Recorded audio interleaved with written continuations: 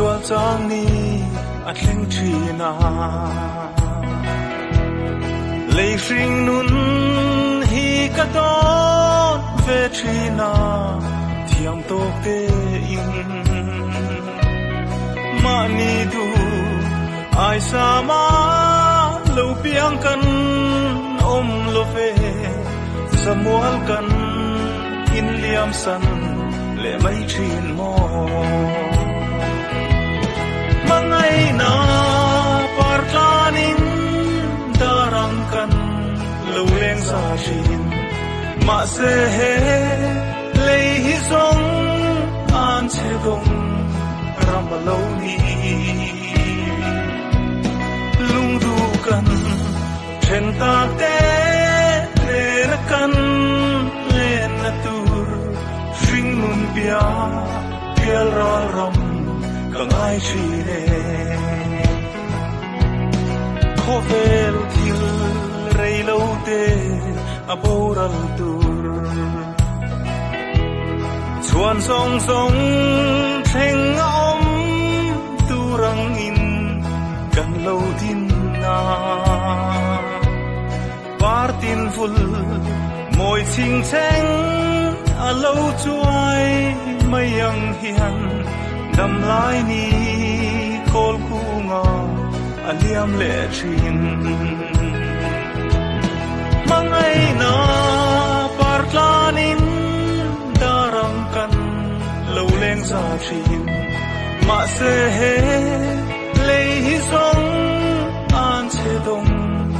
ram lo ni lung du kan then ta te le na kan le na tur string nun pia pial ral ram kang ai chi ne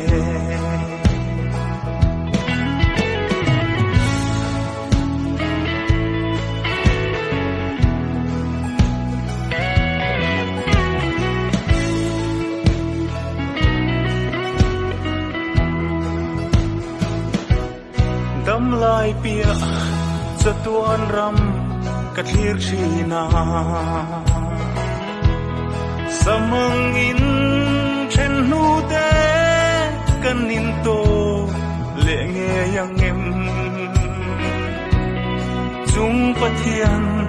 mal som tu le do soi ngai lo khan mangai te ta na tiam ka ring hello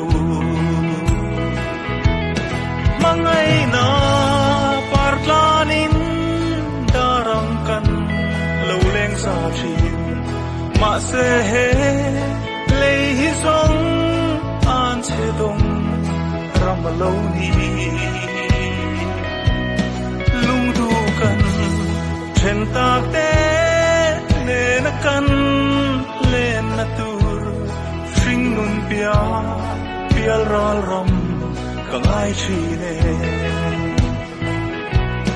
lalum ne min omro kang ai em che itel lo chuan dam lai kong chuk chau chuan ka suam lo ka mu thei song song hi a chul zau don sia ilena zayon ram min chenang che mangai na partlanin darang kan lo leng sa thin ma se he lei hi song an che dong ram lo ni lung du kan then ta te le na kan le na tur string nun pia pial ral ram kang ai chi ne lung du kan then ta te le na kan pia pial ral ram ka ngai chi le